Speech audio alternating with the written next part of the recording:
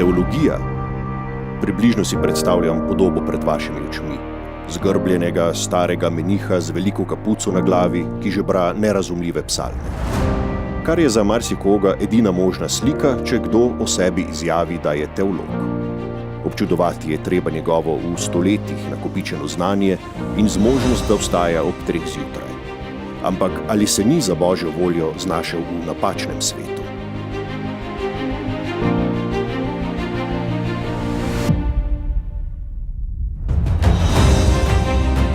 In potem ti neki kljukci rušijo to lepo, idilično, a neuporabno predstavo. Postavijo teologa in njegovo teologijo, vedo o Bogu, recimo v nakupovalno središče ali na stadion. Danes nihče več ne pomisli, da je že eden prvih teologov, apostol Pavel, ubral enako strategijo.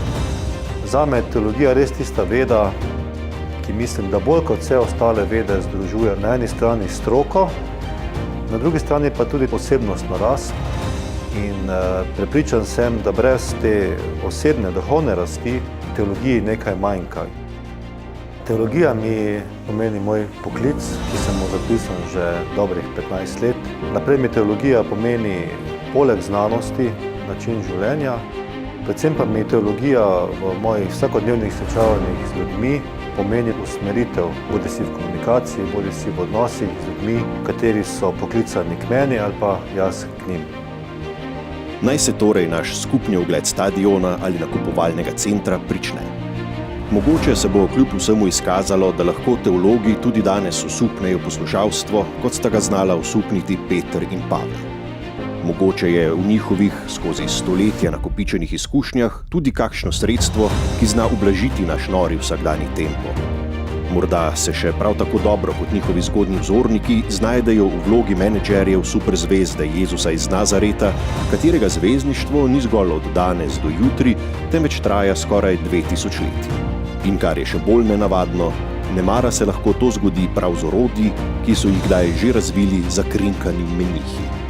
Delom teologa tudi vršiš neko poslanstvo cerkve. To se mi zdi prednost pred ostalimi poklici, se pravi, da lahko poleg službe, ki jo opravljaš, tudi opravljaš neko večje poslanstvo v smislu nekega oznanjevanja, pastoralnega delovanja in tako naprej.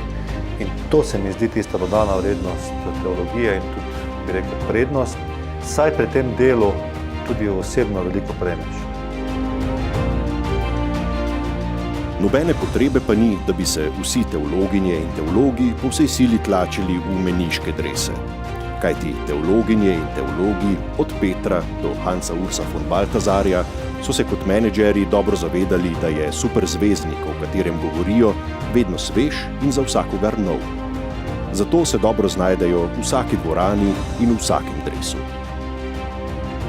Ste pripravljeni sprejeti izziv in na ramenih velikanov poiskati primeren dres zase in za svojo okolico?